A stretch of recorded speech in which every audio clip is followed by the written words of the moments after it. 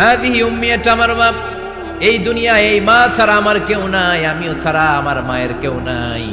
তাই প্রতিদিন দোকানের কাজ শেষ করে গোশত এনে রান্না করে আমার মারে আমি খাওয়াই। হাদিহি উম্মি, এটা আমার জনম দুঃখিনী মা। সাইয়েদনা মুসা আলাইহিস সালাম, বুঝলাম তোমার মা, কিন্তু তুমি যখন রুটি তোমার মায়ের মুখের ভেতরে তুলে দিচ্ছিলে, তোমার মা বিড়বিড় করে কি যেন পড়লো। কি পড়ে তোমার মা? কসাই বলে, আমার মায়ের একটা পাগলা দোয়া আছে। কি দোয়া? আমি জানি কশিন কালো এই দোয়া কবুল হবে না। আবেগের বশবর্তী হয়ে প্রতিদিন আমার মা আমার খেদমতে আমার উপর এত সন্তুষ্ট হয়ে যায়, এত খুশি হয়ে যায়।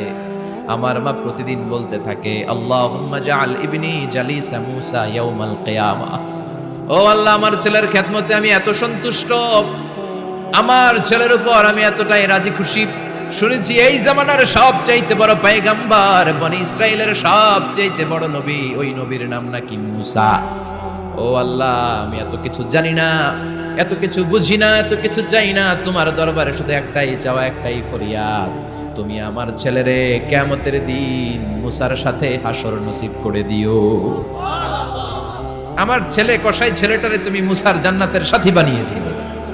আল্লাহুম্মা জাআল ইবনি জালিসা মূসা ইয়াউমাল কিয়ামা। জালিস মানে ফ্রেন্ড, বন্ধু। আল্লাহ, জান্নাতে আমার ছেলেরে তুমি মূসার বন্ধু বানিয়ে দিও।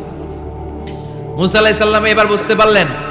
তিনি বললেন, ঘটনা তো এই জায়গায় এতক্ষণে বুঝতে পেরেছি, কেন আমার সাথে মুফাসসির যাবে না, হাফেজে কোরআন যাবে না, শহীদরা যাবে না, ওলিরা যাবে না, নবীরা যাবে না, আমার সাথে জান্নাতে যাবে কসাই। এটা মায়ের দোয়া। কার দোয়া? মায়ের দোয়ার দরকার আছে না নাই? অনেক পাওয়ারফুল মায়ের দোয়াটা। বুলেট মারলে বুলেট মিস হয়, মায়ের দোয়া মিস হয়। ড্রোন হামলা করলে ড্রোন হামলা মিস হয়ে যেতে পারে, কিন্তু মায়ের দোয়া কশিনকালে মিস হয় না। চিল্লায় বলেন ঠিক কি না? মায়ের দোয়াটাও কবুল, বদদোয়াও কবুল। ভয়ঙ্কর কিন্তু। মা দোয়া করলে কবুল হয়, কিন্তু বদদোয়া করলে কবুল হয় না। এরকম হলে it was not a big deal, এটা বড় সমস্যা ছিল না। কিন্তু দোয়া করলেও যেমনি কবুল, বদদোয়াটাও কবুল। এজন্য খবর আছে না নাই? এজন্য মায়ের কাছ থেকে সবসময় দোয়া নিতে হবে। দোয়া নিতে রাজি আছেন?